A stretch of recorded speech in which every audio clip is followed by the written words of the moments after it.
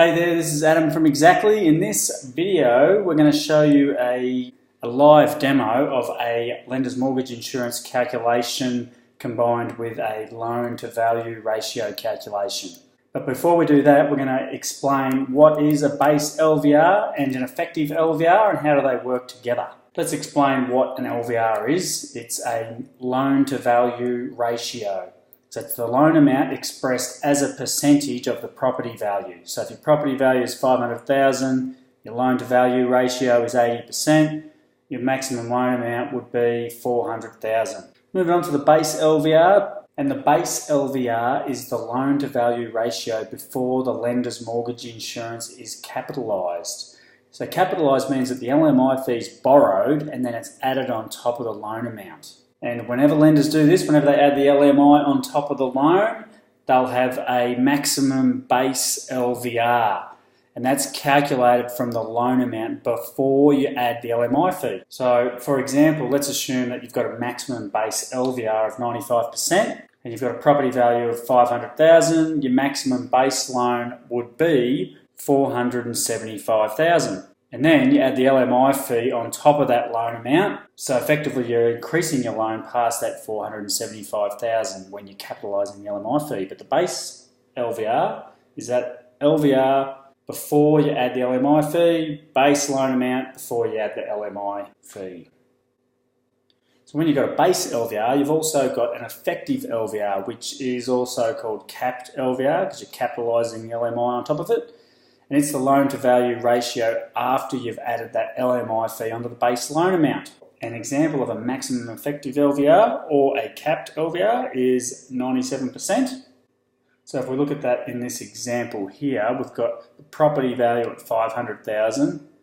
You've got the 95% base LVR maximum, which means your maximum loan amount is $475,000. If we have a maximum effective LVR 97%, then the maximum effective loan would be $485,000. So the maximum loan after you add the LMI fee on top of the base loan would be $485,000 in this example. So we've got a working example here. So with the base loan at $475,000, we're adding an LMI fee of $15,200. That brings up the effective loan to $490,200, which is an effective LVR of 98.04% on that $500,000. But we've got a maximum effective LVR of 97%, so we're buggered. No deal.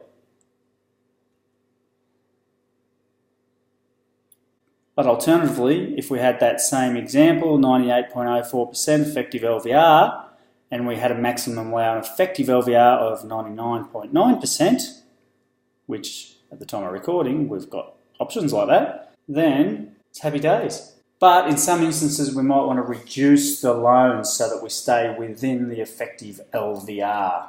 So when we've gone beyond the maximum allowable for the effective LVR, we want to adjust the base LVR down. That's how we do it.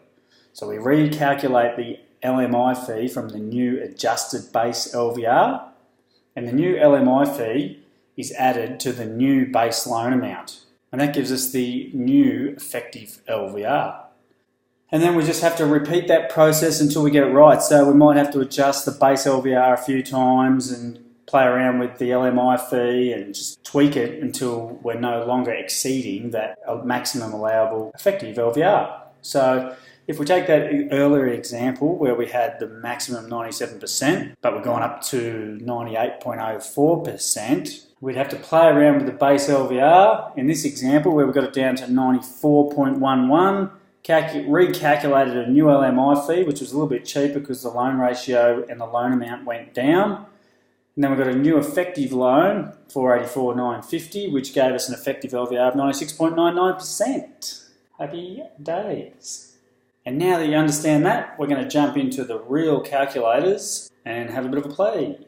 Okay, so let's do a calculation and see this in action. Purchasing in New South Wales, let's put a purchase price, $400,000. Come down here and put in 95%. So there we go. If we come over here, security, 500, 95%. And let's get an LMI quote. And we're not going to capitalise. Choose the cheapest on the list, 14,915 plus some stamp duty, 16,257. Okay, so let's have a look and see what this does to the funding position. This is assuming that you need to come up with your stamp duties and your purchase costs and whatnot, and the LMI fee because it's not being capitalised. So our loan position of 475,000, new loan 475, security, overall LVR, effective LVR. It's the same because we're paying for the mortgage insurance out of that 475,000. If I tick this capitalise button, see that? See the change? So we've got the funds that required to complete have gone down significantly, and the effective LVR has gone up to 98.25. But in this example, the maximum effective LVR is 97%. So what we need to do is adjust the 95% down so that we're within the limit. So we'll put that to 94, but we've got to get a new LMI quote. See 16,257. Let's come back up here. You can see that a different lender's now at the top of the list. And then when we capitalise that, 94 up to 96.9. So by adjusting that down to 94, we've capitalised, we stayed within the 97 summary position. Comes up a little bit because we had to drop that back to 95, but you can see how that works. So you can see why the reason you would choose a lender that's capitalising up as high as possible is because the amount of money that you need to get into that transaction will often be less, but it's just that the fees that you pay start to become a lot higher, and they're just forcing your loan amount up and your repayments a little bit higher. Thanks for watching. Add a comment, click the link or chat icon or something. Reach out and ask a question if you're not sure about anything. Try to condense this down to a really short training video so that you can understand what's happening, and then talk to us if you need to get a customised outcome for yourself.